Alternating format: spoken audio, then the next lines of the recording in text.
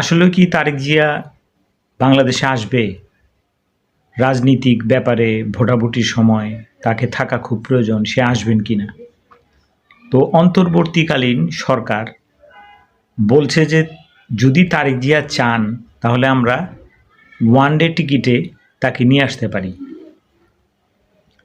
তো দেখেন অন্তর্বর্তীকালীন সরকারের দুইজন উপদেষ্টা কথাটা। গণমাধ্যমে জানিয়েছেন, তারেক রহমানের ফিরতে আইনি কোনো বাধা নেই এবং চাইলে তাকে দেশে ফেরার জন্য দ্রুত ট্রাভেল পাসও দেওয়া হবে।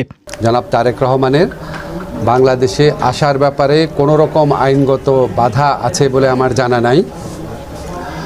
আর যদি কোনো বাধা থেকেও থাকে এটা অবশ্যই আমরা জানলে ওনাকে সর্বোচ্চ সহযোগিতা করব। কেউ যদি আসতে চান তাহলে তাকে আমরা ওয়ান টাইম পাস একটা দিয়ে দিই আর কি, একবার দেশে আসার জন্য। তো এটা দিতে একদিন লাগে, কাজে এটা উনি যদি আজকে বলেন যে উনি আসবেন, আগামীকাল আমরা এটা দিয়ে পরশুদিন উনি প্লেনে উঠতে পারবেন, কোনো অসুবিধা নেই।